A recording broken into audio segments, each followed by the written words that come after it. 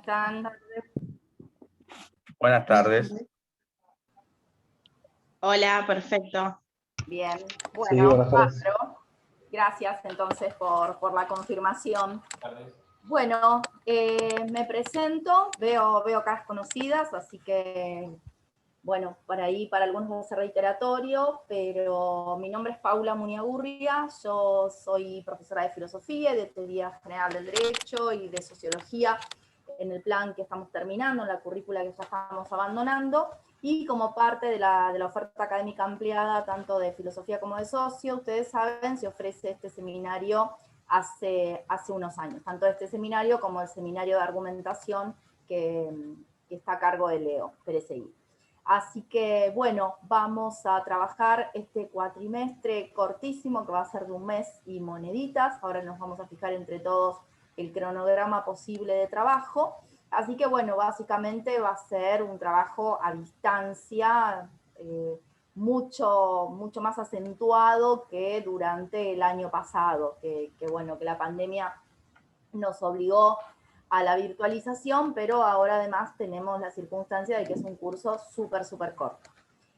Los encuentros, como fue anticipado ya por los chicos del centro de estudiantes, y ustedes lo sabrán, desde que se inscribieron, van a ser los días miércoles, en este horario, siempre 7 de la tarde, y a través de esta plataforma. Entiendo que no vamos a contar con el campus, y yo les diría, tratemos de esquivarlo, porque veo algunos chicos que estuvieron ya el cuatrimestre pasado, bueno, recordarán el inconveniente que tuvimos con los condicionales para poder acceder al campus, porque el campus permite el acceso a través de la inscripción al SIU. Evidentemente, quien está como condicional no está inscrito en el SIU, de manera que se encuentran con esa limitación. Así que no nos queda otra que buscar una alternativa, porque gran parte del cuatrimestre pasado aguardamos la posibilidad de que fueran incluidos quienes figuraban como condicionales, y de hecho había acuerdo por parte de División Alumnos, pero después se ve que hubo inconvenientes con el sistema. De hecho, hubo gente que no pudo ingresar al campus en ningún momento del cuatrimestre, es decir, que transcurrió todo el curso sin tener acceso directo al material, sino que había que tercerizarlo, mandarlo por otro lado, etc.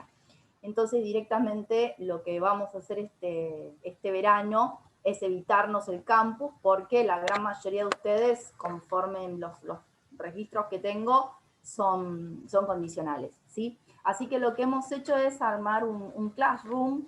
Yo ahora les voy a pasar el código de acceso. Por ahora no hay nada más que una bienvenida y un texto que les he subido, pero la idea es que podamos trabajar con el material desde ese espacio, porque ustedes con el código, como hacen seguramente en alguna otra materia que también han tenido dificultades con el campus, directamente acceden y es mucho más sencillo, ¿sí? Hago una aclaración porque acá veo un mensaje de Diego que se sumó al grupo, que por ahí es útil para vos, Diego, y para alguien más también. Todos aquellos que ya tienen aprobado el seminario, como es tu caso, Diego, no recuerdo ahora tu nota, pero era una nota alta, y están esperando que aparezca, es decir, que impacte en el sistema, que aparezca en su historia académica en el SIU, no tienen más que inscribirse, ¿sí? De esa manera cumplen el requisito, porque recuerden que no existe formalmente la categoría de estudiante condicional, de manera que para que la nota aparezca en la historia académica, reitero, tienen que inscribirse, es decir, simulan ustedes, simulamos nosotros, que la están cursando este verano, y entonces en marzo les va a aparecer la nota como si lo hubieran cursado. Ahora, aprovecho para hacer una aclaración, porque ¿qué ocurre? Los cursos de verano, no sé por qué característica del sistema también, se pasan a través de una mesa libre. ¿Sí? Es decir, no va, lo que va al SIU no es esta lista que están integrando ustedes, hablo de los que están inscritos formalmente, sino una lista que se va a confeccionar entre los meses de marzo y abril, aviso porque sé que el sistema suele demorar, es decir, no el sistema, el arrastre del verano suele llevar a eso, y nos avisan a los docentes que dimos clases en el verano para que completemos la planilla de esa mesa libre.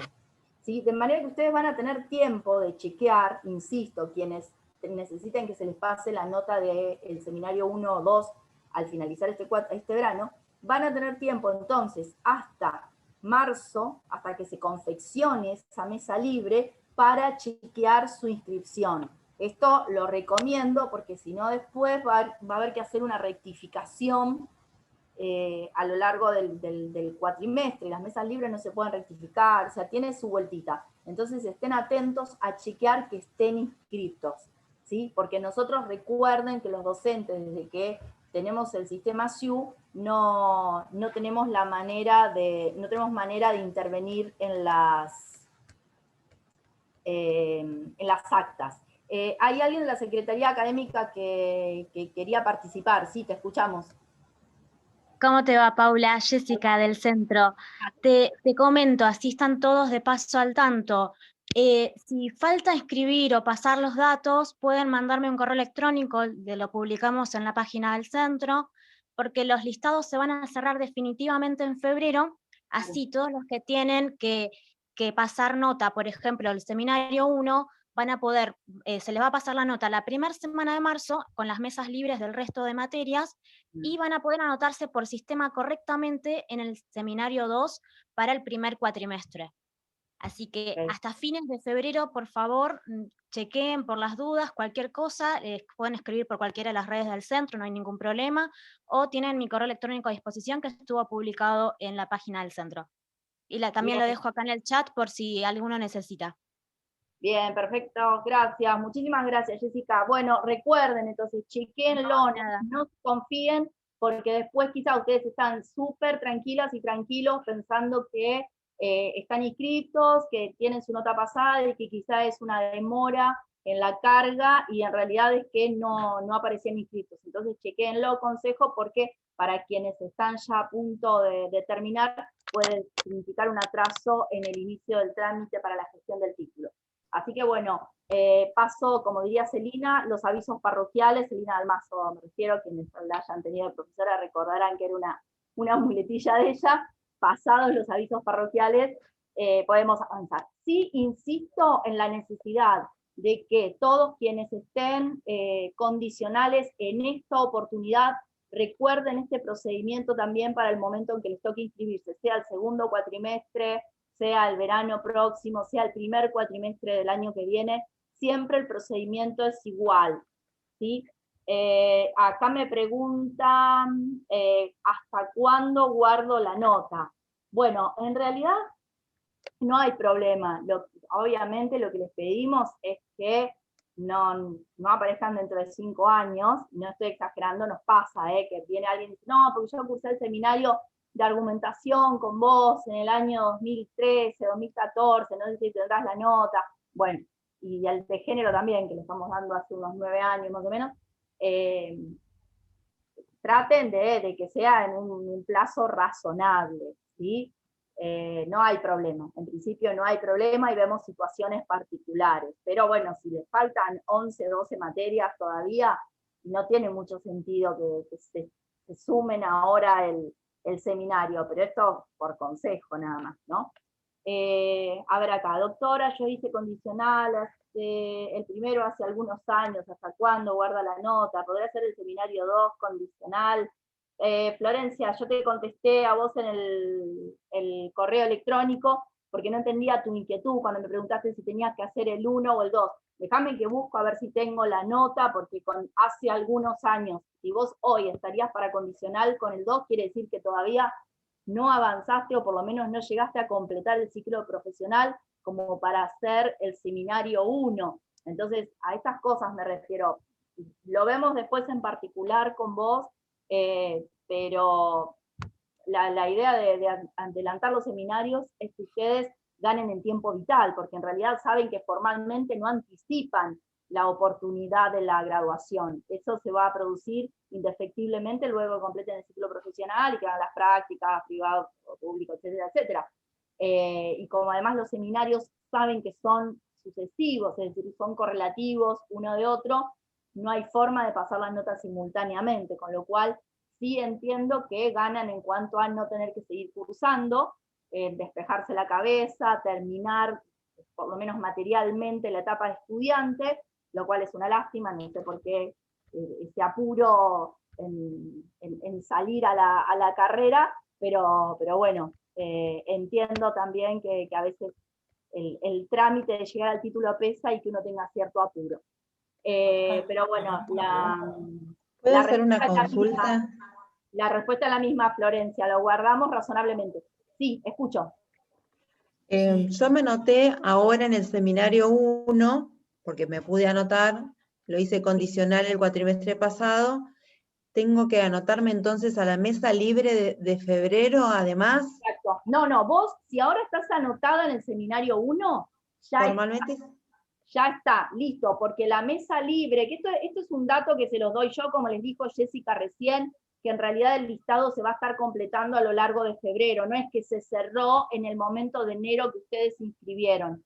Ustedes cumplen estando inscritos a este curso de verano. Lo que sí les comentábamos era que es importante que chequeen esa inscripción, ¿sí? Y entren al sistema para corroborar que aparezcan inscritos, porque si no después puede haber un inconveniente.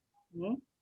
Nada más que eso, y que por ahí si que te atrase, no sé, en algún civil no pasa nada porque tenés, no sé, obligaciones, bueno, vas a tener 3 civiles más todavía, sabés que tu trayectoria académica te va a tener en la facultad 1 año y pico más, por lo menos, pero ahora uno ya está más cerca.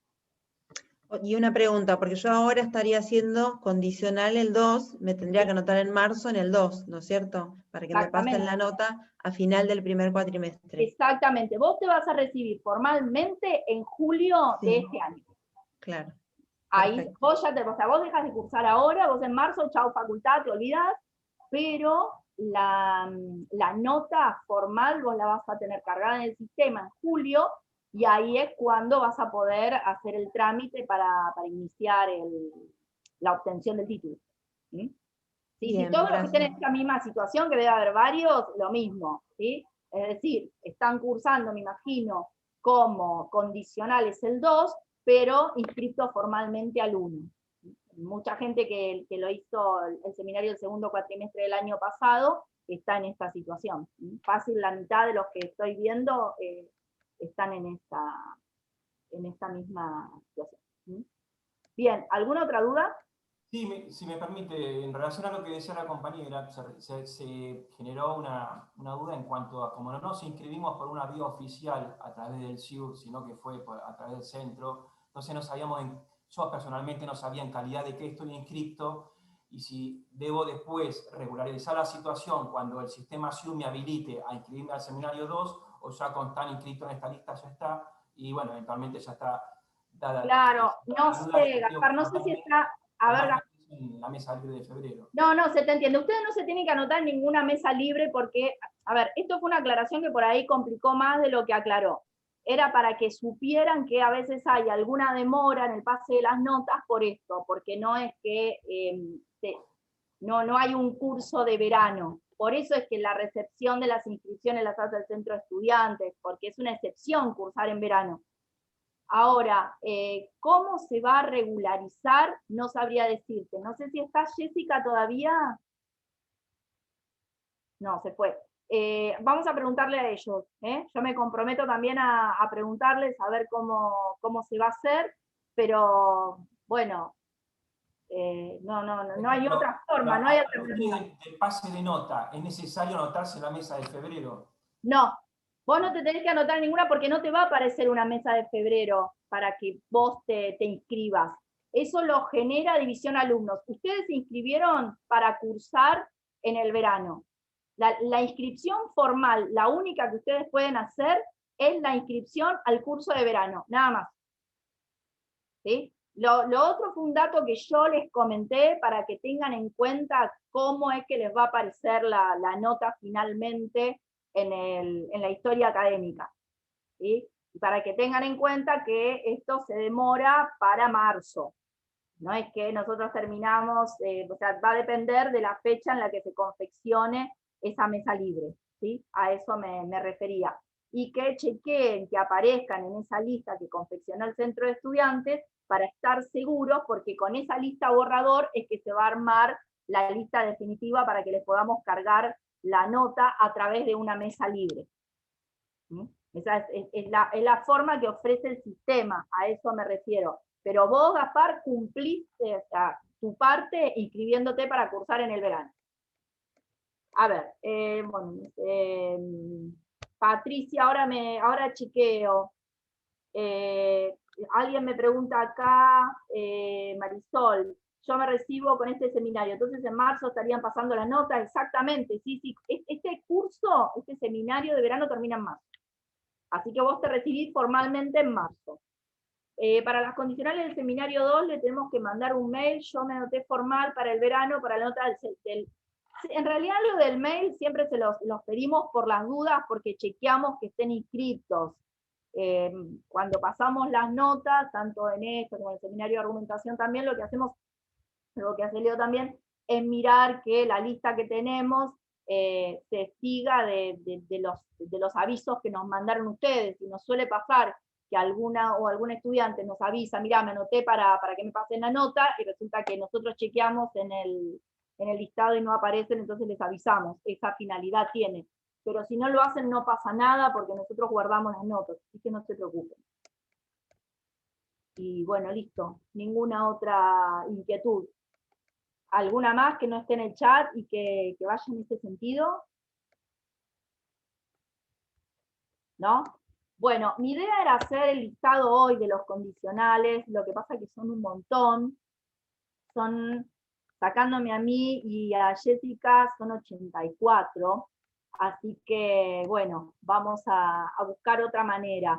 Yo les pedí a los chicos, ¿armaron grupo de WhatsApp de este curso? El centro de estudiantes armó. Yo lo que Sí, profe. Bien, yo les había pedido si me podían sumar, pero fue antes de armar el Classroom. Ahora ya no, por ahí ya no sería necesario que me meta en el grupo ese, en el que podrán decir, che, qué clase horrible, qué pesada Paula, uy, no me gusta, qué feminista, y bueno, no van a poder criticarme porque voy a estar yo ahí. Entonces, bueno, no quisiera restarle la tan típica autonomía al alumno, así que creo yo que no me voy a sumar, pero vamos a ver cómo hacemos para confeccionar el listado de condicionales. Lo que se me ocurre es pedirles un trámite que sé que es engorroso, pero para no perder tiempo de estos encuentros, que me manden un mail todos los que sean condicionales, los que están inscriptos en el curso que corresponde, no. Pero, por ejemplo, vos, Anaí, que estás cursando como condicional 1, inscripta en el otro, me lo mandás igual. ¿Sí? Y en ella represento a todos. Condicional en el 2. Mira, todos los que sean condicionales del que sea, del 1 o del 2, no importa. Y no me aclaren si en el 1 están inscritos, no me importa eso, porque después va a surgir del sistema, y yo además tampoco tengo acceso al listado del sistema, así que no se preocupen, con que me pongan en el asunto, es más, si no quieren, no me pongan nada en el cuerpo del mensaje. Inscripción condicional, seminario, listo. No se preocupen porque yo después cuando paso la nota veo si es 1 si es 2. Así que con eso ya es suficiente y ya nos arreglamos. Así que bueno, les voy a pedir que si tienen un ratito de tiempo, me manden un mail antes de la semana que viene, antes de la clase que viene. Yo en todo caso les puedo responder ahí, o a ver si puedo, permítanme a ver si puedo compartir pantalla.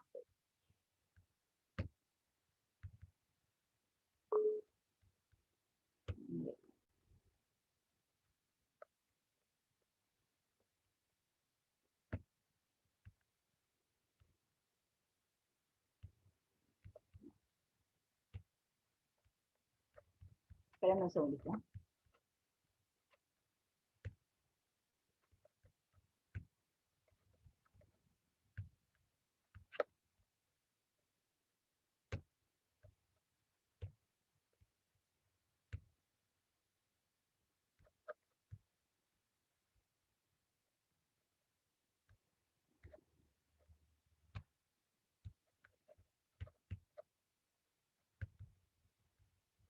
Bueno, ahí se ve, ¿no?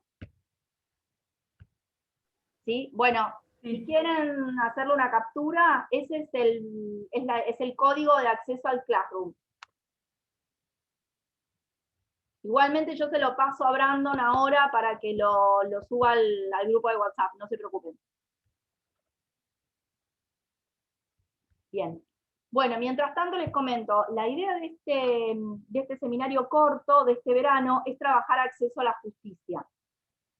Para comenzar a leer algo, para comenzar a trabajar y empaparnos un poquito sobre cuáles son las principales cuestiones que se tratan sobre este tópico, van a encontrar en este espacio que hemos armado, en esta aula virtual, un texto que es un informe que confeccionó la Defensoría General de la Nación. Es un informe que no es muy novedoso, es del año 2015, sin embargo, está muy actual. Yo se los muestro, este es la versión papel, digamos, yo obviamente les puse la versión electrónica, es un texto muy, muy finito, son unas pocas hojas, se lee muy rápido, y trabaja las principales líneas de análisis que debería abordar el sistema de justicia ante situaciones de mujeres víctimas de violencia de género. Algunos de ustedes ya han hecho algunos otros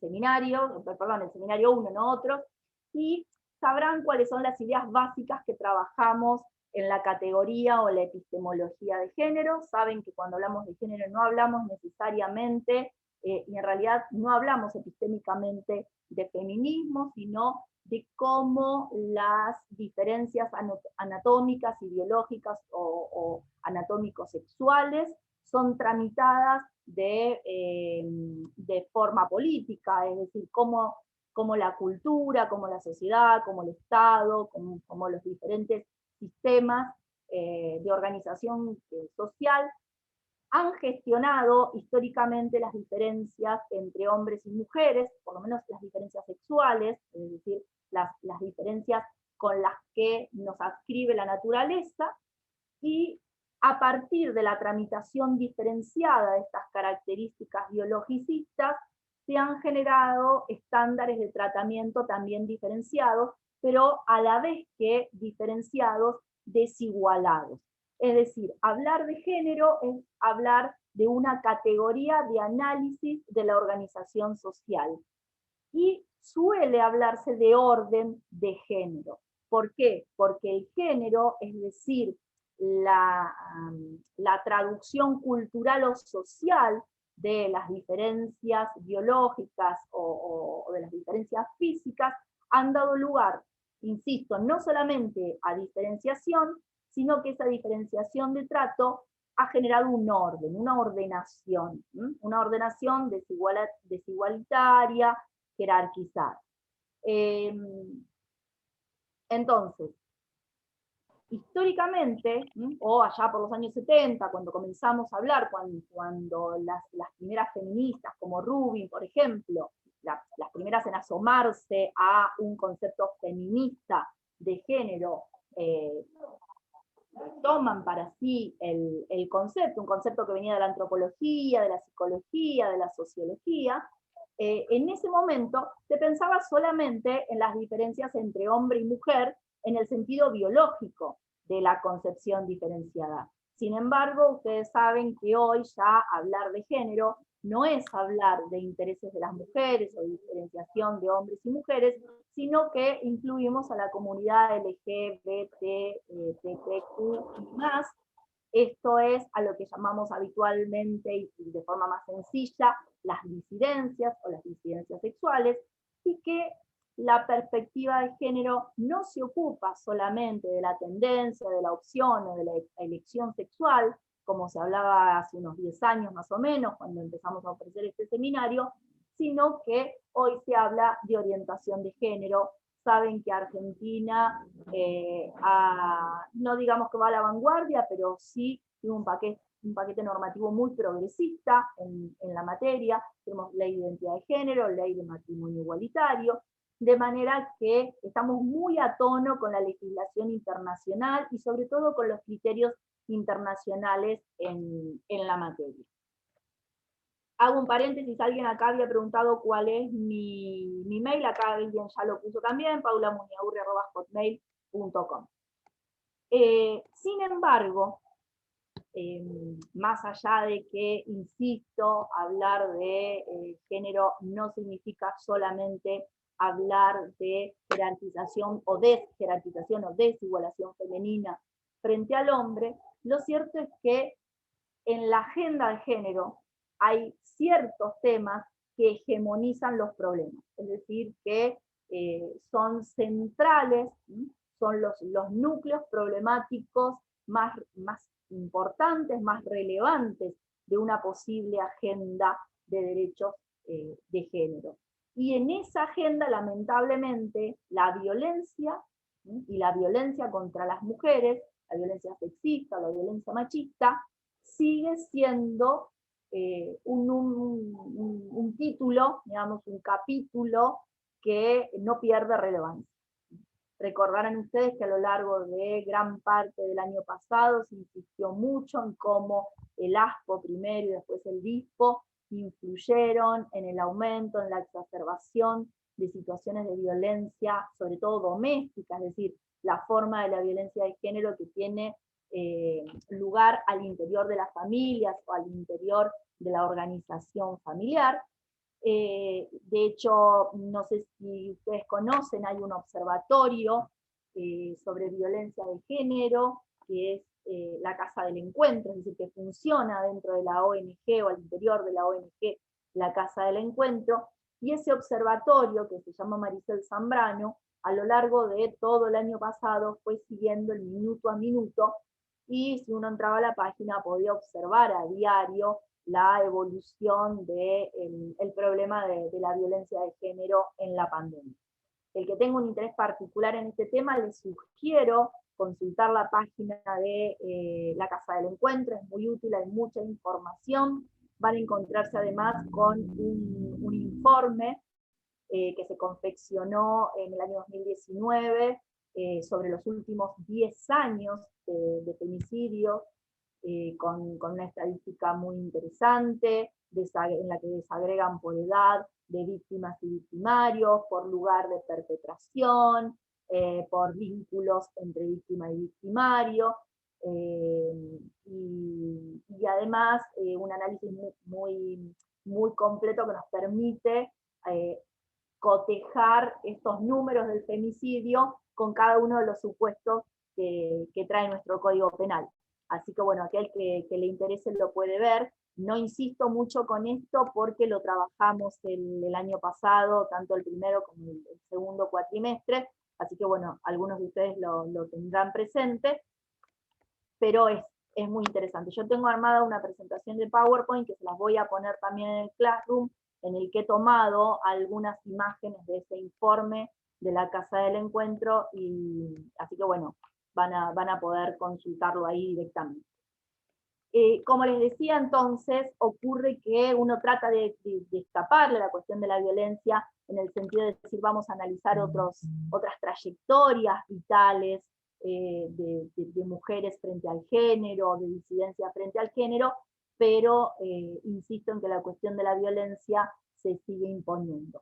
De hecho, cuando pensamos en violencia, podemos pensar, ustedes saben, no solamente, no es que podemos, sino que debemos, conforme a la ley 26.485, pensar en otras formas que vayan más allá de la violencia física, que es la violencia paradigmática, ¿sí? Hablamos de violencia sexual, hablamos de violencia económica, hablamos de violencia simbólica, hablamos de violencia psicológica, de manera que este concepto amplio, multívoco de violencia lo podemos proyectar en diferentes situaciones de la vida cotidiana y en diferentes formas de la experiencia femenina y de experiencia de las disidencias, y esto hace que diferentes situaciones que uno tiende a agendarlas como problemas autónomos o al menos autonomizados en materia de derechos de las mujeres, los podemos traer al interior de la definición de violencia. Y pienso, por ejemplo, en la trata. Todos ustedes han cursado Penal 2, saben de qué hablamos cuando hablamos de trata de personas. Y las formas de explotación que definen a la trata, bien son y deben pensarse como formas de violencia, ¿sí? De hecho, se expresan de esa manera. Cuando pensamos en la denegación del aborto no punible, también podemos pensarlo y deberíamos pensarlo como situaciones de violencia que afectan directamente el derecho a la salud reproductiva, la autonomía personal, en definitiva, la reserva que trae el artículo 19 de la Constitución Nacional. Y así podríamos ir declinando el concepto de violencia por diferentes situaciones que obviamente incluyen el acoso laboral, el acoso sexual, la violación al interior del matrimonio, situaciones, insisto, que parecen responder a materias distintas de la violencia, pero que en definitiva las podemos pensar a todas como violencia. Violencias de tipo simbólica, psicológica, económica, que se habla bastante poco de la violencia económica, y de hecho nos sorprende cuando conocemos alguna sentencia, sobre todo del ámbito civil, en la cual algún magistrado, alguna magistrada hace lugar a un planteo de estas características y no abundan, ciertamente que no abundan. Así que bueno, la idea entonces, este cuatrimestre de un mes, es trabajar el acceso a la justicia para las mujeres víctimas de violencia.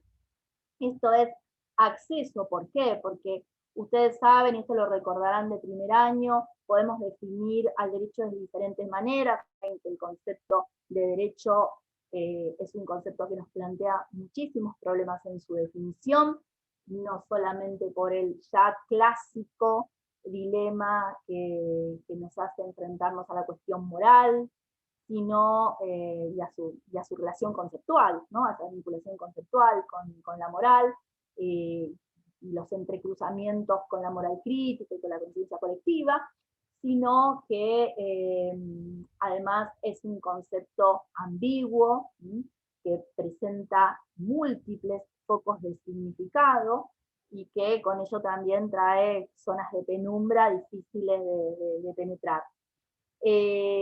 La cuestión es que cuando hablamos a ver,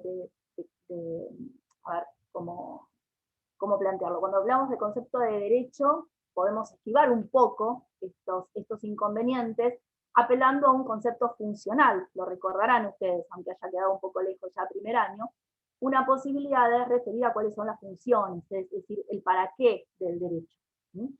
Y bueno, podemos partir para eso de la teoría del conflicto, ¿sí? Y pensar que el derecho se va a expresar al menos en dos momentos paradigmáticos, dos momentos claros, diferenciados.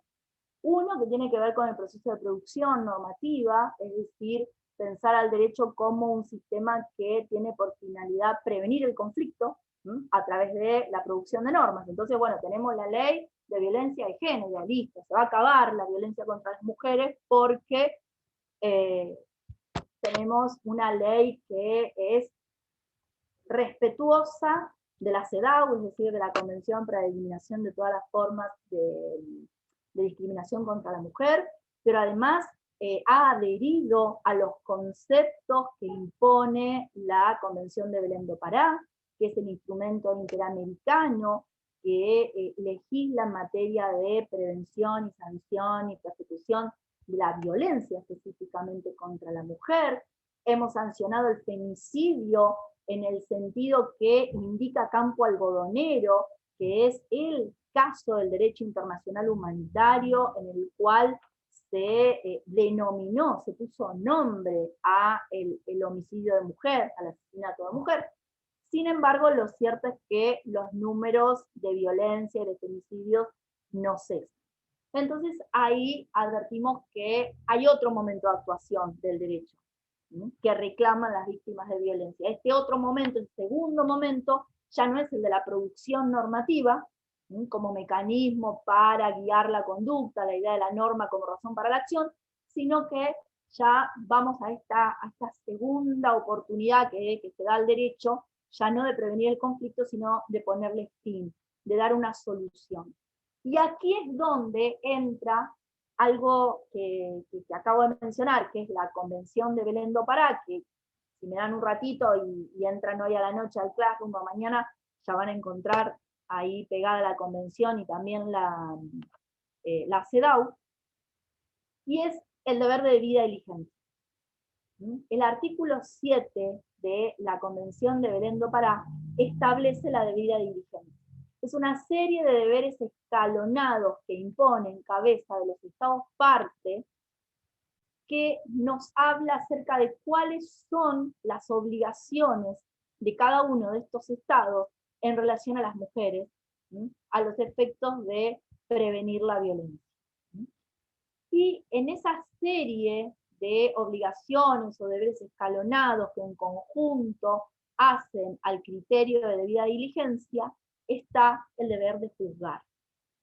Y eso nos interesa a todos nosotros porque ustedes están a punto de ser operadoras y operadores del derecho, están muy cerquita, más allá de que acá alguien por ahí me dice, bueno, no sé, por ahí voy a más o menos que guardar la nota un par de años, pero bueno, no importa, en la trayectoria profesional de todos nosotros, 1 o 2 años no es nada, ya está, ya seguramente les pasa además, ¿no? Que se reúnen con amigas, con amigos el fin de semana, o con familiares con gente que no sea del ámbito, ¿sí? Amigos o familiares de otras áreas de conocimiento, y que les preguntan, che, ¿viste el femicidio, eso? ¿Pero qué es? ¿Por qué pasa eso? ¿Cómo puede ser? Y es para tanto, che, no estarán exagerando. ¿Qué más quieren? Ya tienen el femicidio, ya tienen la ley de violencia, y ustedes se ven un poco como instados a responder, ¿no? A dar información, a contar de qué se trata, a traducir qué es el botón de pánico, cómo funciona, los para qué, los por qué, etc. Entonces, bueno, mi propuesta este mes es que trabajemos en este segundo momento, ¿sí? En este que, insisto, tienen tan cerca ustedes, y es el de ser operadores del derecho. Tengan en cuenta que hay muchísimos casos, y cuando digo muchísimos casos, digo muchísimos. Si tienen la oportunidad de hablar con alguien que trabaje en el 911 o en alguna repartición policial similar, les van a poder contar la cantidad de denuncias diarias que se reciben. Aquellos, seguramente hay alguien acá que trabaja en alguna defensoría oficial, o que trabaja en alguna fiscalía, o que trabaja en alguno de los juzgados de familia, podrán dar cuenta de esto, de la cantidad de mujeres que a diario se presentan en oficinas administrativas y judiciales solicitando esto de lo cual proponemos hablar, el acceso a la justicia. Porque ustedes saben que acceso no es solamente una puerta de entrada, ¿sí? Eso es una metáfora. El acceso en términos jurídicos, en los términos que nos importan, es la posibilidad de ver concretado el derecho, y de todos los derechos que vienen añadidos a la posibilidad de concreción. Cada vez que un estereotipo, que una prenoción sexista se entrecruza entre una mujer que demanda la posibilidad de ese acceso y una concreta reparación o una concreta justicia en el sentido, a ver, de proceso, no estoy yendo al terreno moral, ¿sí? Porque ustedes saben que el concepto de justicia no es un concepto jurídico. Lo estoy trayendo en el sentido de obtener una solución satisfactoria. Cada vez que hay un obstáculo, lo que hay en definitiva es una denegatoria de ese derecho de acceso a la justicia. Así que bueno, vamos a intentar trabajar ahí, y vamos a ver cómo en diferentes situaciones pueden darse o pueden generarse estos obstáculos que hacen a las formas de tomar la denuncia, a las formas de la investigación, de la gestión de la prueba, de la escucha a la víctima, de la interrogación a la víctima, la evaluación de los dichos de la víctima, la evaluación de prenociones sociales respecto de lo que es ser hombre y ser mujer, y qué se espera de un buen hombre y de una buena mujer, prenociones acerca de cómo deben ser las relaciones familiares e interpersonales.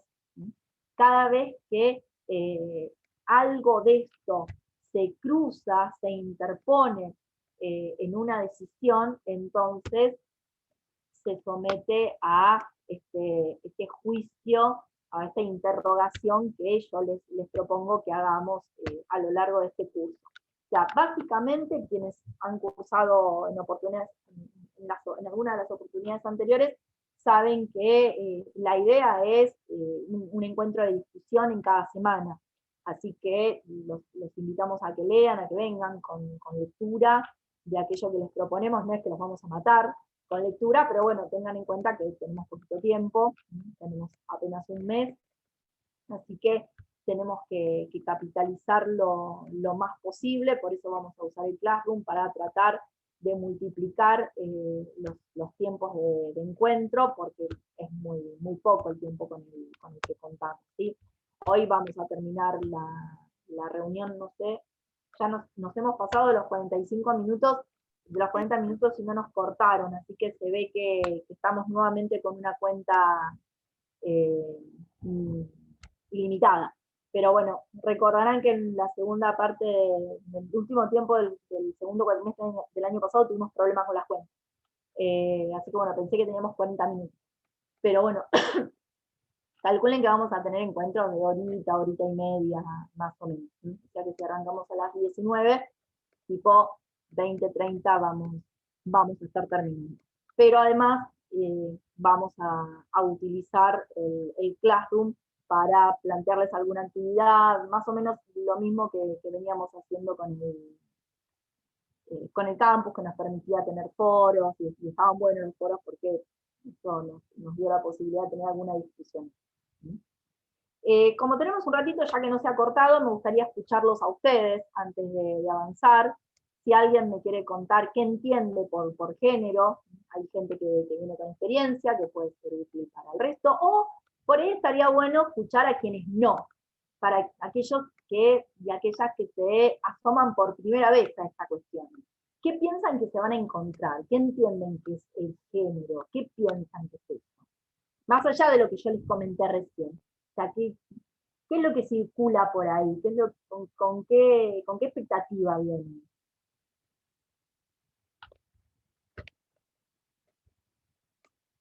Esta lucha por el silencio es muy frustrante, pero además, les digo, están a punto de recibirse. Ustedes saben que se viene la oralidad, que es algo a lo que no vamos a escapar, ni los abogados viejos como yo, viejas, ni ustedes que son muy jóvenes.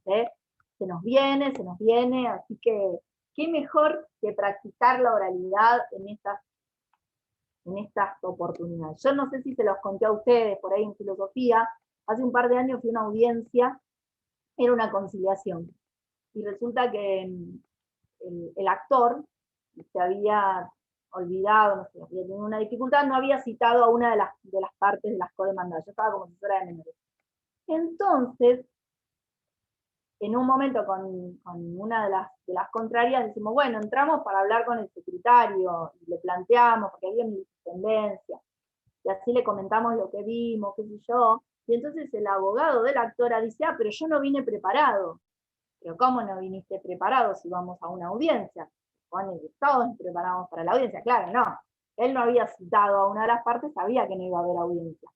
Entonces entramos todos, los que estábamos cuatro o cinco, y cuando nos damos vuelta, el secretario dice, ¿y dónde está el actor? Y se había ido. Evidentemente no había ido preparado, ¿no? Entonces, para evitar este tipo de situación, que un abogado no se anime a entrar a hablar con un secretario y 4 abogados más, en una situación súper informal, o 2 más, lo que fueran, están estas alternativas. Y además, encima cada uno está en su casa, tomando mate, haciendo otras cosas mientras tanto. Es una oportunidad ideal para animarse a hablar. Así que bueno, por favor, alguien que me comente. ¿Qué piensan que van a encontrar? ¿Qué es el género? Bueno, profe, arranco ya que nadie arranca. Natalia, bien, gracias. No, creo que, no sé, pienso que por ahí a todos nos debe pasar lo mismo, que pensamos por ahí que conocemos sobre género y en realidad no. Por ahí o sea, yo quise hacer este curso como para aprender un poco más. Lo poco que he leído sobre género, lo he leído por discapacidad en realidad, en mujeres con discapacidad. Pero bueno, me parece que tener esa mirada, esa perspectiva de género me va a sumar también para entender otras cosas, ¿no? Sobre todo creo que algo que es transversal es la desigualdad, ¿no? En el género. Sí, Pero sí. bueno, yo me considero que poco sé del tema, espero aprender. Es un saber en construcción todavía el género, como yo les comenté hace un rato, y los que han cursado el 1 lo recordarán, es un saber, un corpus de conocimiento que aparece recién en la década del 70, no es originario del derecho ni mucho menos, el derecho ha llegado muy tarde a la cuestión de género, hace muy poco tiempo que nos hemos asomado a este tema. Sin embargo, lo cierto es que poco a poco fue ganando espacio en la agenda de políticas públicas y además se ha vuelto un tema atractivo e ineludible.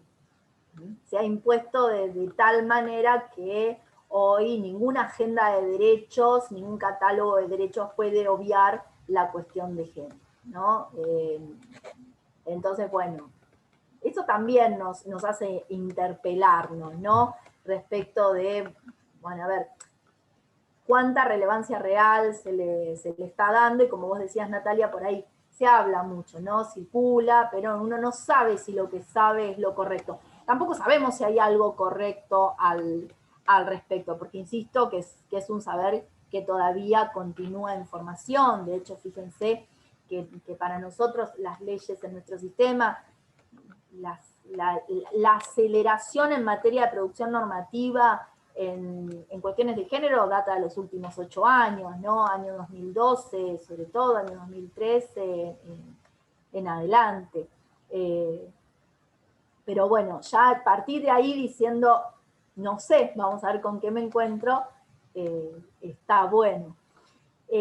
Como les decía al inicio, hablar de género implica hablar de la gestión cultural o la gestión social de las diferencias anatómico-biológicas. De hecho, suele utilizarse una frase común que hoy ya quedó, si se quiere, un poco desactualizada, y es que mientras el sexo es físico, o la diferencia sexual es física, el género en realidad es cultural, es social, o como dice el feminismo, los feminismos, el género es político. ¿Sí? Esto es, ¿de qué manera históricamente las sociedades han interpretado la diferencia sexual? ¿Ha sido irrelevante?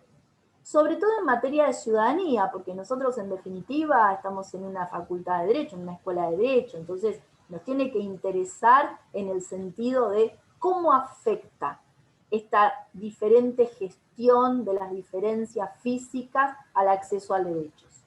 Si tenemos en cuenta que la ciudadanía puede ser definida como el derecho a tener derechos, ustedes recordarán que precisamente los reclamos de ciudadanía fueron los primeros que definieron a los movimientos feministas. Pensemos en las sufragistas de principios del siglo XX. ¿Qué era lo que querían? Los derechos políticos. ¿Qué pasa?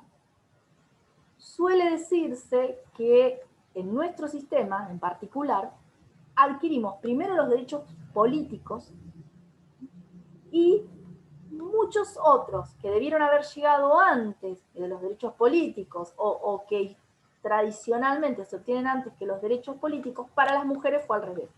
Es decir, ese acceso a derechos se invirtió, ¿sí? Porque nosotros podemos pensar cómo tuvimos el derecho al voto y 40 y pico de años después, 50 años después, se seguía discutiendo si podía haber violación dentro del matrimonio.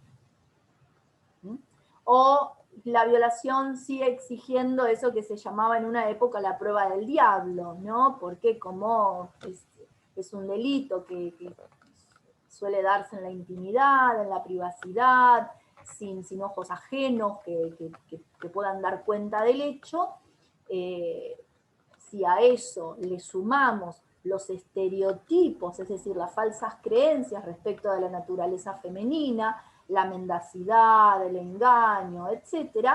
Y bueno, daba como resultado casi la imposibilidad de la prueba de la violación. Les voy a pedir disculpas a los que ya cursaron el seminario 1, pero todos quienes han pasado por Penal 2 recordarán que Soler es o ha sido seguramente uno de los penalistas más destacados, ¿sí? de los teóricos, los doctrinarios del derecho penal más destacados de nuestro país. Sin embargo, cuando trataba la cuestión de la violación, Soler sería tachado desde la perspectiva de género, es decir, sería reprobado desde la perspectiva de género. Claro, el pensamiento que uno puede encontrar en el Tratado de Soler es propio de su tiempo, ¿sí? Pero cuando él describe a la violación, dice que no hay que confundir la violencia que requiere el tipo penal con la fuerza que suele ejercer el varón para vencer el pudor de la mujer. Pensemos que estamos en tiempos del concepto de mujer honesta, el cual se abandonó recién ya pisando el nuevo siglo. O sea, fines de segunda mitad de la década de los 90, todavía persistía el título de los delitos contra la honestidad, ¿no? Entonces, cuando se agredía el cuerpo de una mujer, cuando se agredía la libertad sexual, para el sistema lo que se estaba agrediendo era la honestidad. Insisto con algo que también suelo reiterar mucho, pero para los que les guste la lectura, es una novela corta, muy ágil de leer.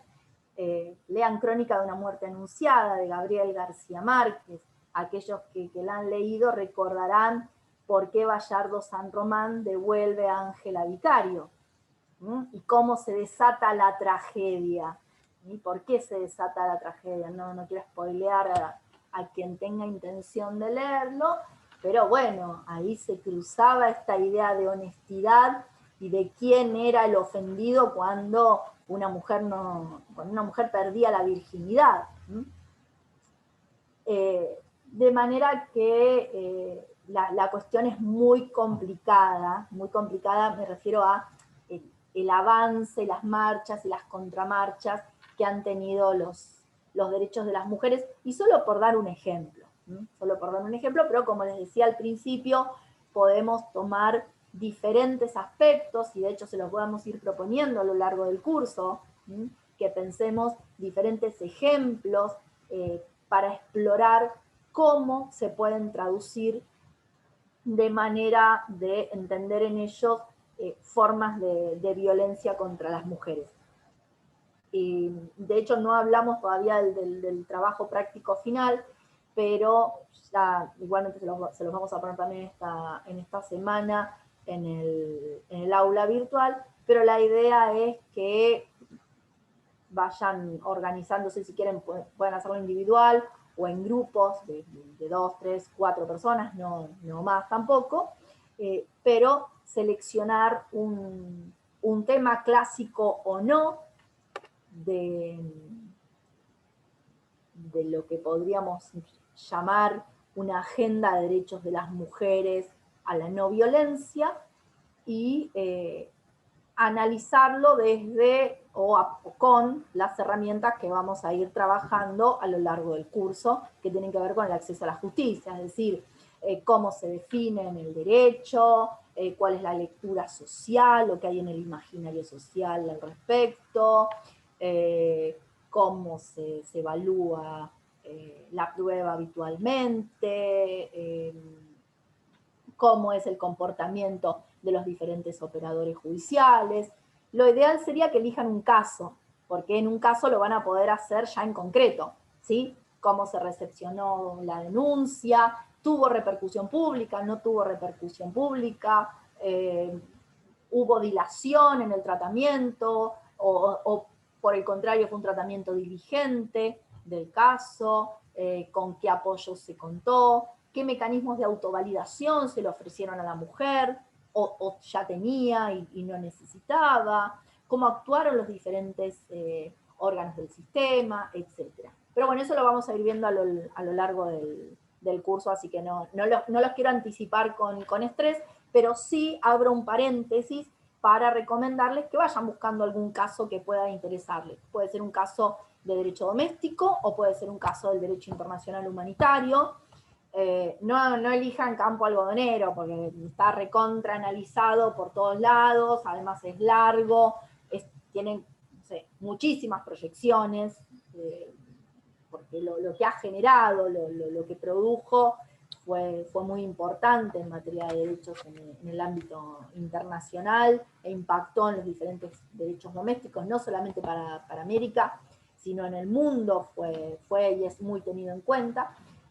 Pero bueno, van a encontrar lamentablemente todos los días casos de violencia para trabajar. E insisto, pensemos en formas de violencia, no necesariamente la violencia física, paradigmática, la que describimos en el ciclo de la violencia, sino que podemos pensar en otras formas también. Bueno, cerrado este paréntesis de la evaluación, que siempre es importante, sigamos entonces.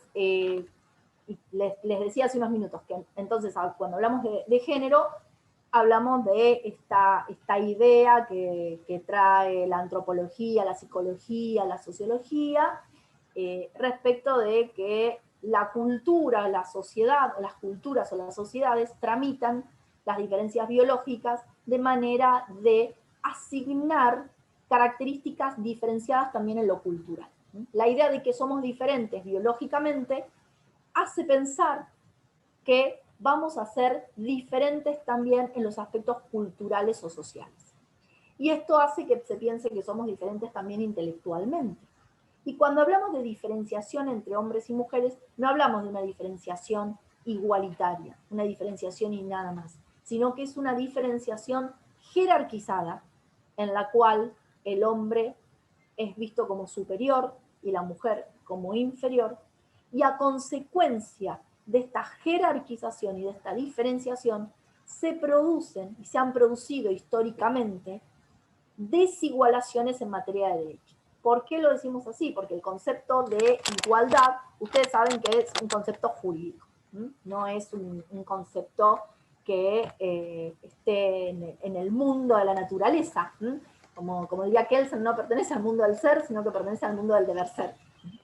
De manera que también es un constructo, también es un constructo cultural. Los derechos humanos han estado muy desarrollados, han sido muy desarrollados a lo largo del siglo XX, sobre todo han tenido una aceleración en las últimas 2 o 3 décadas del siglo pasado y en este tiempo que llevamos de este siglo, pero lo cierto es que este desarrollo no ha sido un desarrollo progresivo y proporcionado. No siempre ha sido de esa manera. Y esto alerta acerca de la necesidad de una fuerte vigilancia epistemológica de este tipo de conceptos. Lo cierto entonces es que esta jerarquización y esta desigualación es advertida por los movimientos feministas y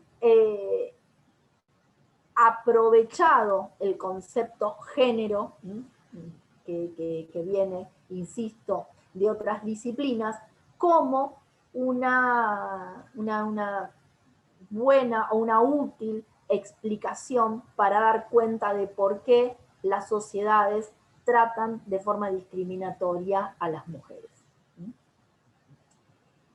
Esto no es el resultado de la mente afiebrada de 4 o 5 feministas locas, sino que es lo que hoy refiero a las últimas décadas, se ha ido instaurando en el derecho internacional, y así es que tenemos la Convención para la Eliminación de todas las formas de discriminación contra la mujer.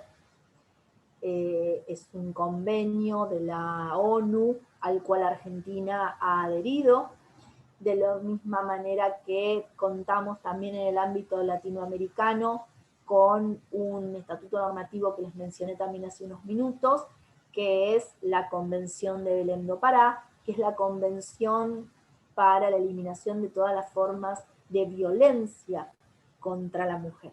Y además tenemos una producción jurídica muy importante que proviene también de los organismos de justicia transnacional. De manera que la legitimidad de la perspectiva de género hoy en día es muy difícil de discutir. Ha, por suerte, permeado ámbitos tradicionalmente homocéntricos, como precisamente es el derecho.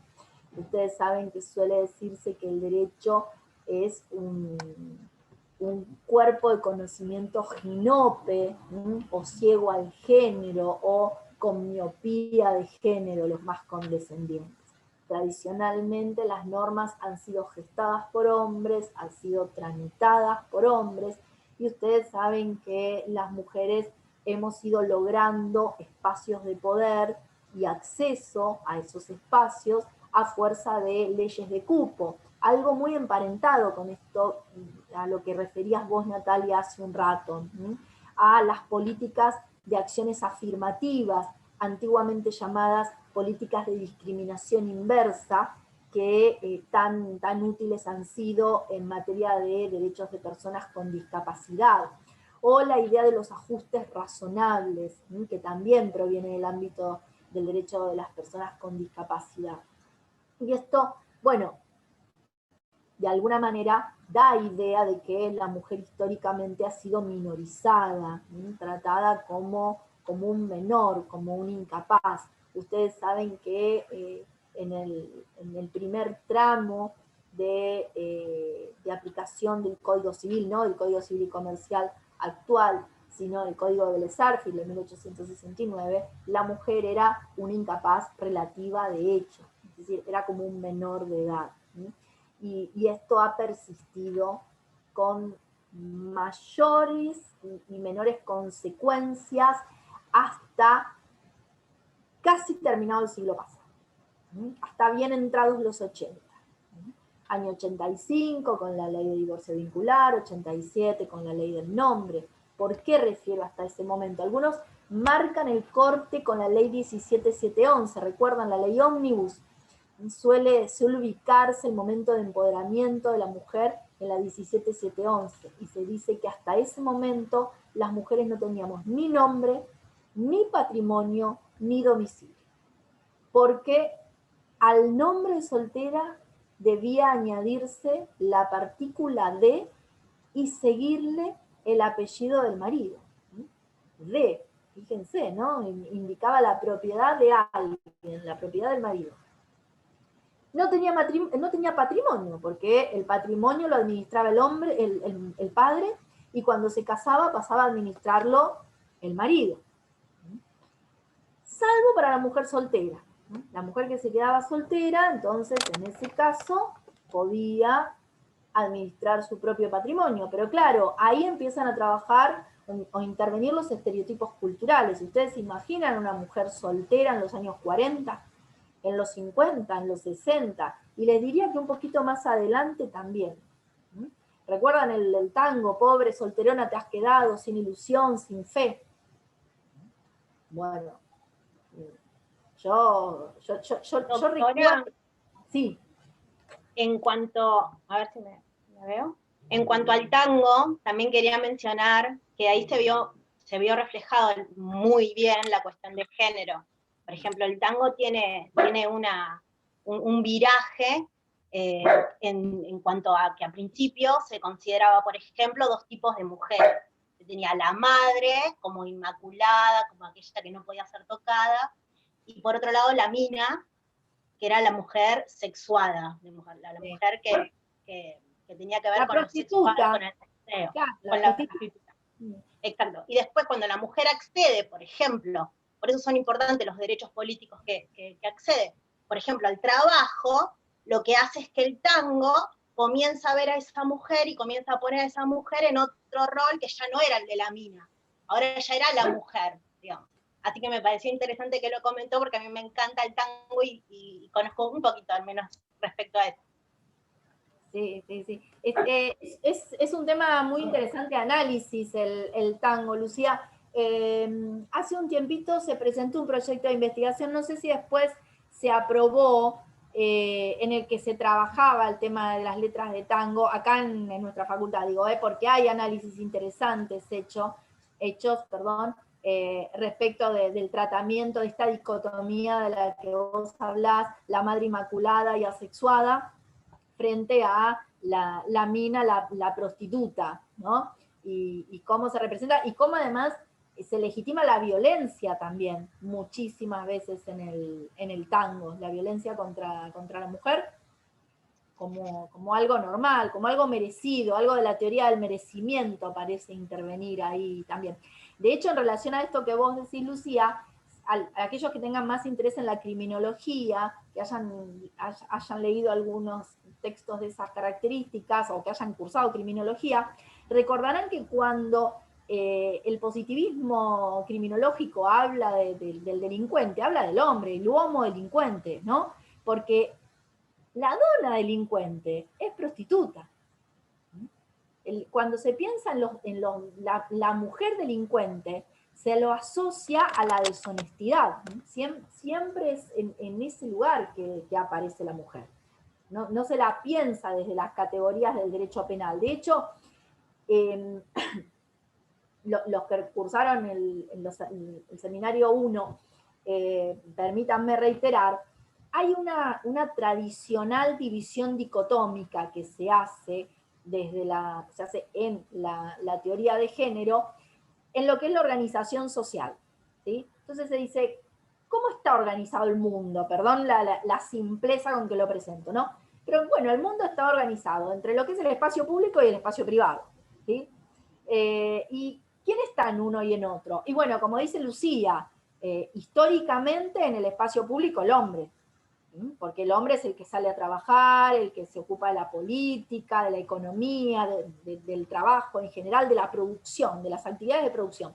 ¿Y la mujer dónde? No, la mujer en el hogar. Esta idea de la mujer, la reina del hogar, o la reina de la casa, o el ama de casa, ¿no? La que manda en el hogar, viene asociado a el confinamiento al espacio privado de la mujer. Entonces el hombre se ocupa de las tareas de producción, mientras que la mujer de las tareas de reproducción. Y con tareas de reproducción hablamos de lo que hoy se llaman tareas de cuidado también. Esto significa ocuparse de la casa, del marido, de los hijos, de los ancianos, si hay alguno, cuidar los enfermos. Posiblemente cuando digo esto ustedes dirán, bueno, no, pero está exagerando. Esto quizá era hace unos años. Los invito a hacer una reflexión interna, a hacer una introspección y además a mirar un poquito alrededor cómo se organizan sus familias, cómo se organizan sus amigos, cómo se organizan ustedes mismos. ¿Quién es el que tiene incorporado el deber de ocuparse de la comida, de cocinar? ¿Quién pone la mesa? ¿Quién levanta la mesa? ¿Quién asume rápidamente el deber de lavar los platos? ¿Quién, como dice la publicidad, lo hace? Es el famoso te ayudo. Exacto, Rosana. ¿Quién lo hace por deber, ¿no? Por llamado de la naturaleza, y quién porque ayuda? Y, Profesora. Sí. Creo que esta pandemia puso, digamos, sobre la mesa eso. Creo que tiene que haber un debate sobre esas tareas y creo que la pandemia lo reflejó, o sea, lo puso ahí. Por ahí el que no lo veía antes, creo que ahora lo tiene que ver y creo que es un debate que se tiene que dar en el marco de los derechos del trabajo. Sí, lo que pasa es que acá nos encontramos con un inconveniente y es justamente que este tipo de discusión queda sustraída del ámbito del espacio público. porque eso es lo que pasa al interior del hogar. Y como les dije hace unos instantes, ¿cómo está organizado el mundo? En espacio público o esfera pública y espacio privado o esfera privada. Y el hogar, ¿en qué espacio está? ¿En el de la esfera pública o en el de la esfera privada? Y en el de la esfera privada. Entonces, si el hombre disciplina a su mujer y a sus hijos mediante formas de abuso físico, ¿está en el ámbito público expuesto al control estatal formal? No. Queda limitado a lo que Barata, también criminólogo, llama el control social informal. Barata dice, el orden social se mantiene en el espacio público mediante el derecho, y particularmente el derecho penal. Pero lo que pasa al interior del hogar depende del padre de familia. Pensemos en el concepto de padre de familia. El que disciplina al interior del hogar en tanto metáfora de familia, ¿no? Es el padre de familia. O históricamente ha sido el padre de familia. Como vos bien decís, Natalia, eso es un debate que no solo que se tiene que dar, sino que se viene dando. De hecho, por eso tenemos estos espacios de discusión. Y por eso hoy ustedes son 80. La primera cohorte de este curso tuvo 8 o 9 personas. Y nosotros estábamos, pero contentísimos. Era un éxito tener esa cantidad de personas. Pero estamos hablando de hace casi 10 años atrás, 9 años, creo que en 2011 lo que hicimos por primera vez. Cuesta ir pensándolo, pero de a poco va permeando. Entonces, lo que ocurre es que tenemos un espacio de control para el Estado, un espacio en el cual es el derecho el que regula las relaciones, las formas de relacionamiento sociales, y otro en el cual el derecho históricamente ha quedado fuera, se ha mantenido ajeno. Y hablamos de la violencia, hablamos de los abusos, hablamos de violaciones al interior del matrimonio, como hablábamos recién. ¿Por qué? ¿Por qué vamos a pensar en una violación dentro del matrimonio? Si eso forma parte del débito conyugal. Los esposos se debían en el viejo código el débito conyugal.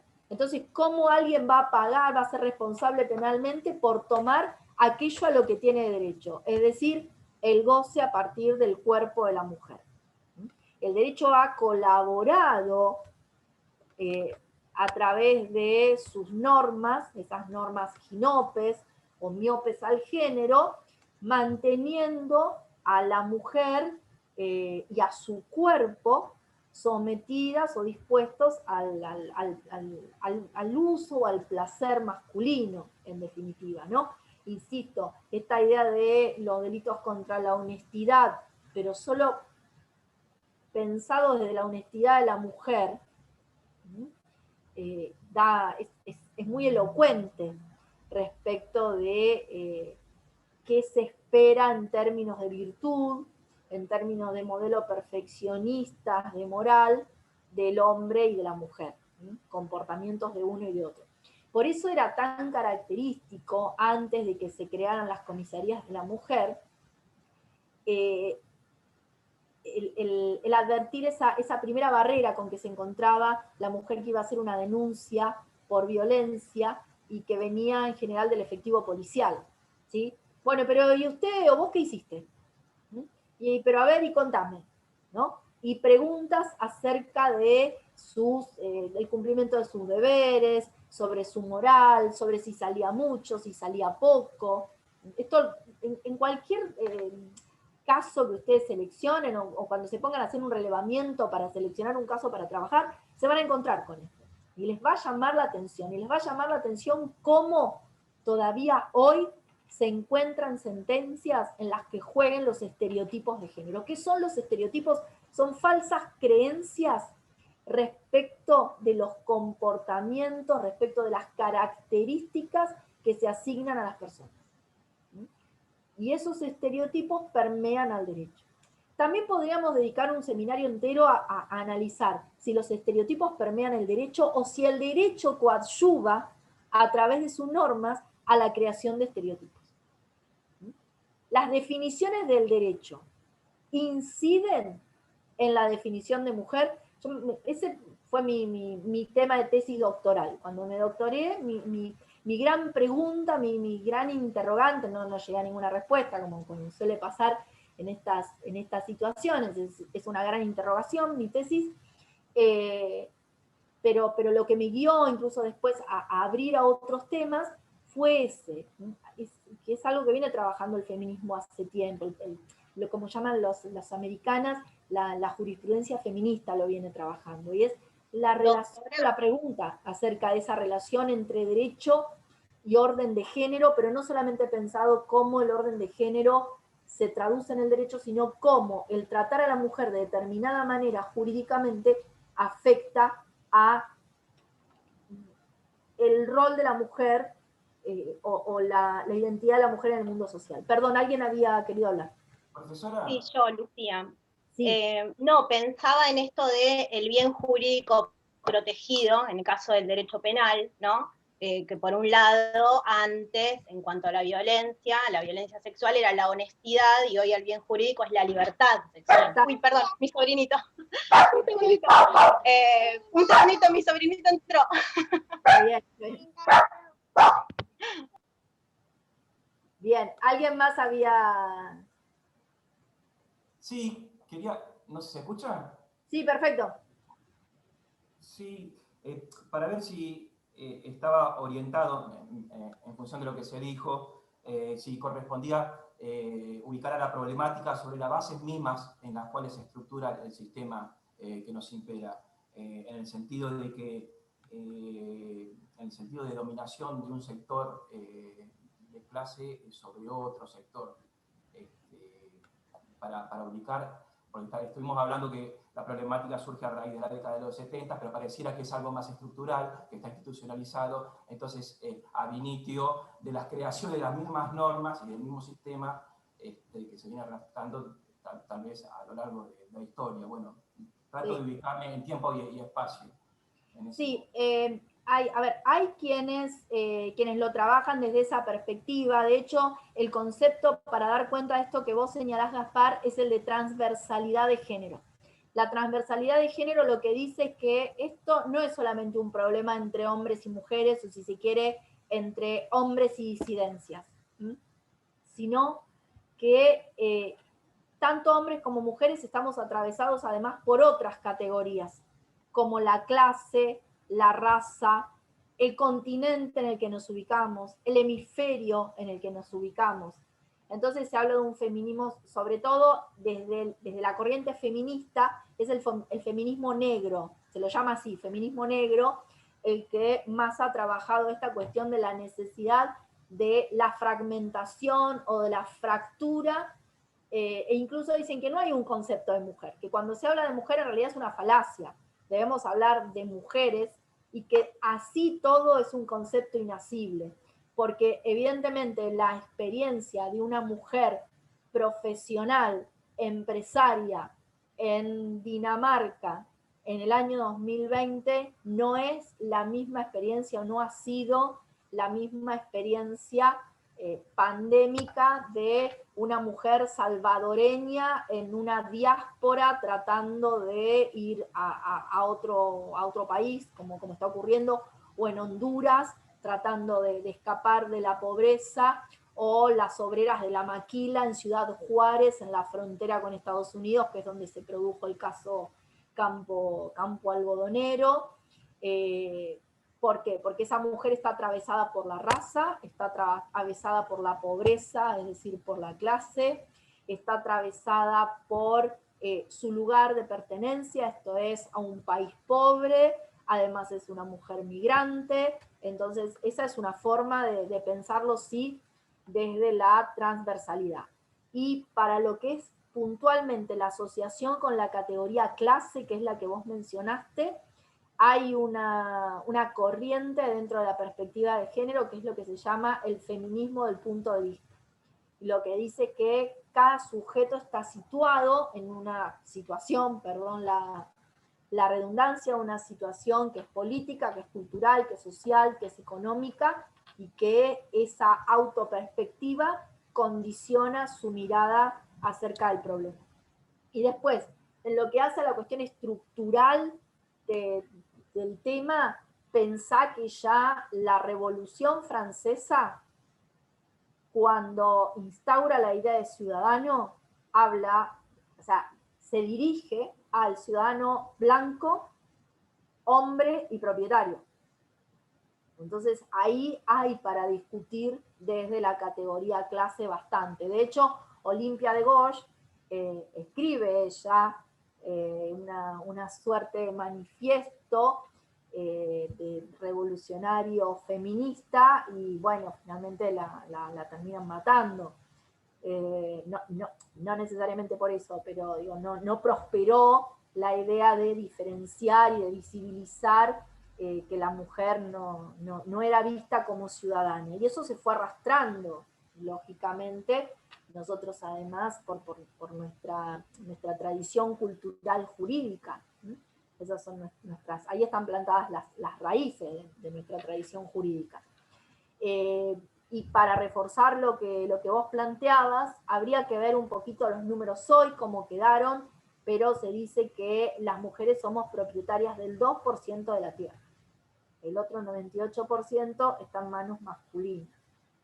Entonces, bueno, el tema va mucho más allá que el acceso al trabajo, ¿no? Nosotros solemos pensar al acceso al trabajo como una garantía de acceso a derechos, como evidentemente es además un mecanismo de autovalidación, no hay duda.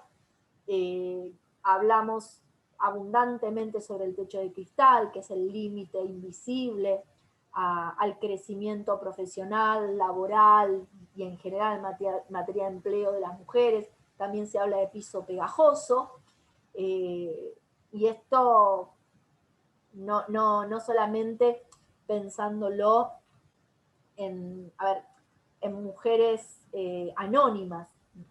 Ustedes recordarán que se habló mucho de techo de cristal cuando fue la competencia por la presidencia de Estados Unidos entre Hillary Clinton y Donald Trump.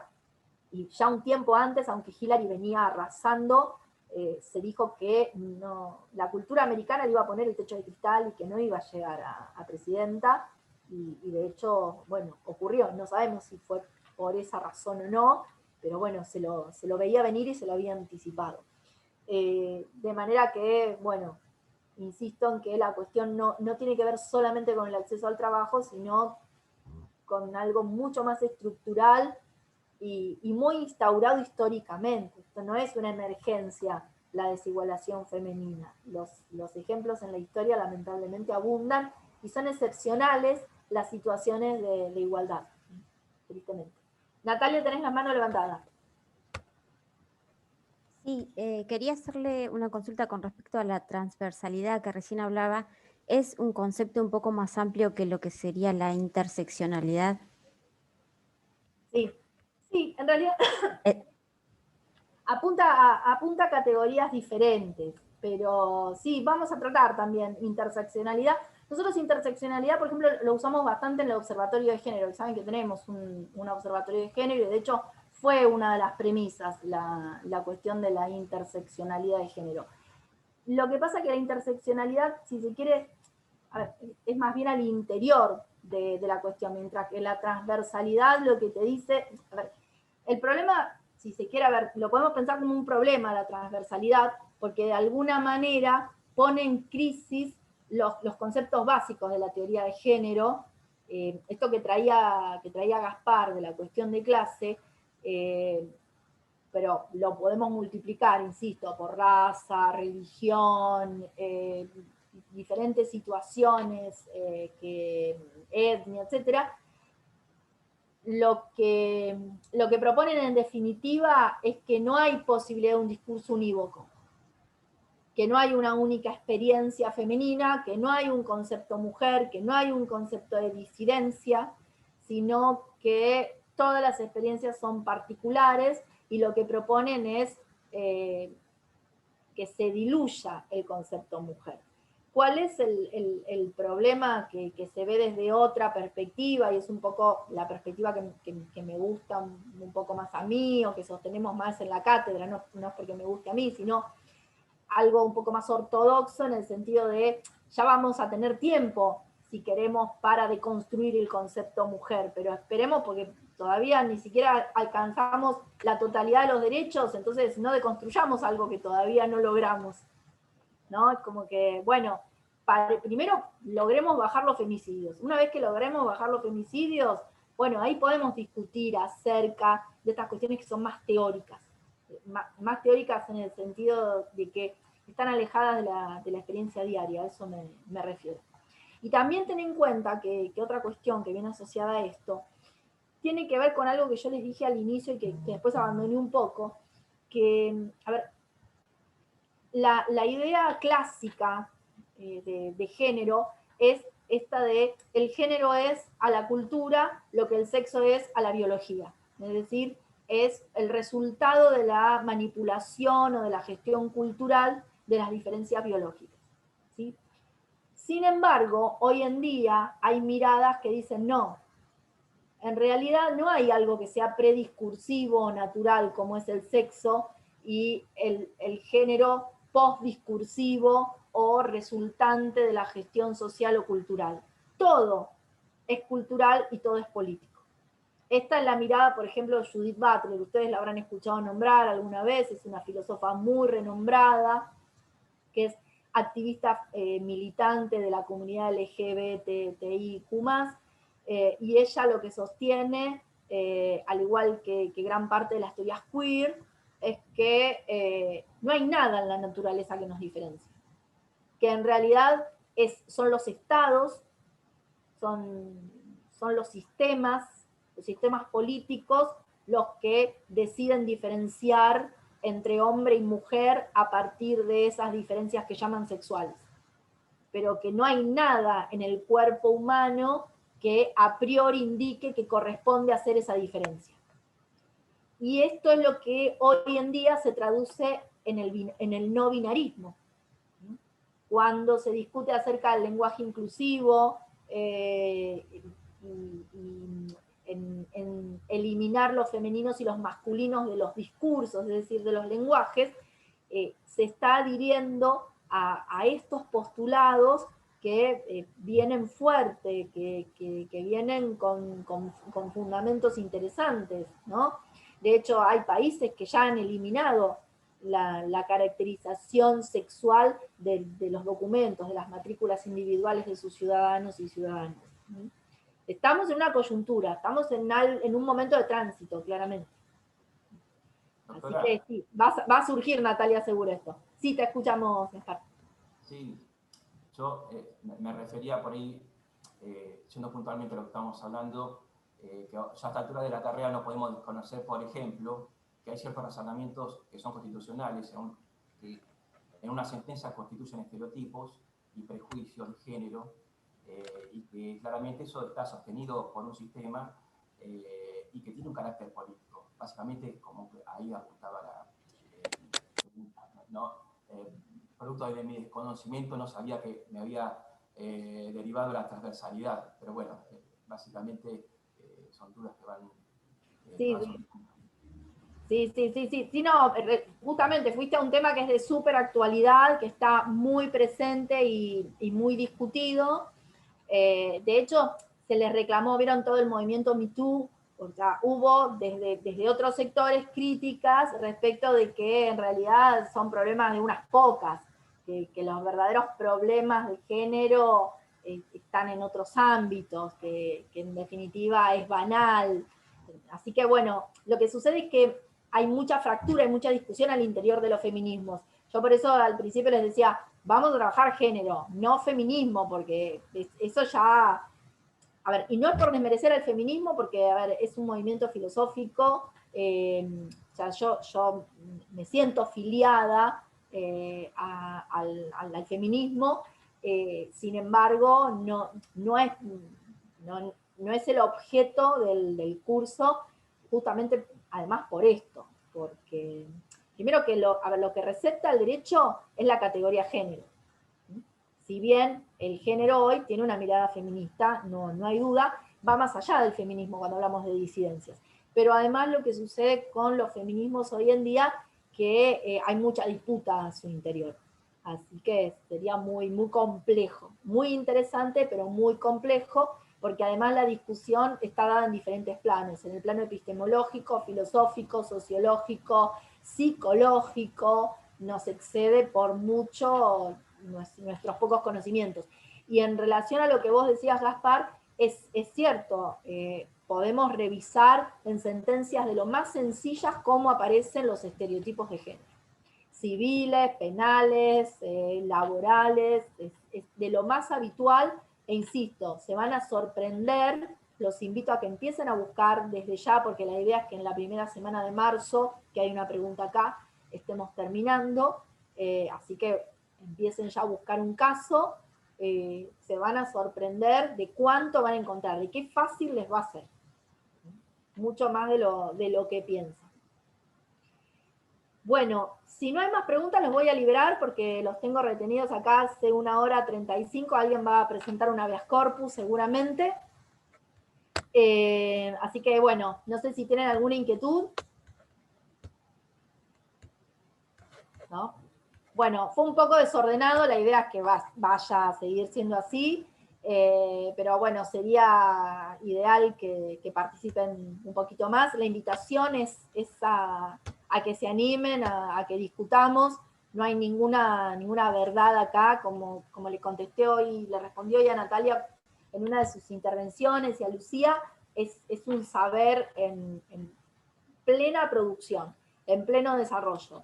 Y se va conformando de esta manera, con nuestras contribuciones, sobre todo con ustedes, con las nuevas generaciones que vienen con inquietudes distintas, con perspectivas mucho más asentadas y con mucha más claridad acerca de los derechos de las mujeres. Yo soy de una generación de transición, como les digo, estudié con el concepto de mujer honesta, de buen padre de familia, con una tipificación diferenciada de la infidelidad para el hombre y para la mujer, cuando todavía era delito penal, porque a ver, si bien les estoy hablando de información de hace unos 25 años atrás, en la historia institucional de un país es muy poco, 25 años. Y con esa idea de la mujer todavía como prácticamente una incapaz relativa de hecho. Ustedes, en cambio, ya se asoman a un derecho que ha hecho suyo y ha asumido la responsabilidad que tiene en la definición de la identidad femenina como una ciudadana plena. Y hacia eso estamos yendo. De hecho, este seminario va a ser mucho más interesante por eso mismo, por ahí mucho más interesante que hace 8 años atrás o que 7 años atrás, porque tenemos muchísimas normas, tenemos cubiertos casi todos los ámbitos conflictivos en materia de derechos de las mujeres, y también tenemos producciones jurisprudenciales muy interesantes al respecto. Así que en uno y en otro sentido. Así que bueno, esperemos que lo disfruten, que valga la pena sacarle un ratito por semana al verano, y bueno, los espero el miércoles que viene para seguir discutiendo. Me van a acompañar en el curso Victoria Lascano y Andrea Zarini también, las conocen a ambas, así que bueno, seguramente si no las han tenido, bueno, en el seminario 1, Andrea seguramente alguno de ustedes la conoce de Penal 2, o de Teoría del Derecho, lo mismo que a Victoria, y bueno, somos un equipo que venimos trabajando hace rato, y la verdad con mucho entusiasmo, y bueno, me despido dándoles la bienvenida, agradeciéndoles que se sumen a este curso de verano, la verdad nos entusiasma muchísimo la convocatoria, y siempre es un gusto poder discutir con ustedes, así que dejo finalmente reiterada la invitación a que discutan, a que manden sus inquietudes, aprovechen también a intervenir en el aula virtual. Esa es la idea, que podamos multiplicar el espacio de aula. Hoy es miércoles, supongo que para mañana a la noche ya voy a tener cargado todo lo que me parece útil para esta primera semana, así que si entran entre mañana y el viernes a la mañana ya se van a encontrar con todo el material para empezar a trabajar hasta el miércoles que viene. Cualquier duda tienen mi correo, paulamuñegurri@hotmail.com, y bueno, nos comunicamos y casi todos tienen mi WhatsApp también, porque recibí, no sé, fácil 30, 40 WhatsApp avisándome que se iban a inscribir, así que bueno, tenemos ese mecanismo de comunicación también. Bueno, chicos, nos vemos, y chicas, nos vemos el miércoles que viene. Gracias, hasta luego. Chao, nos vemos. Gracias. Gracias. Gracias.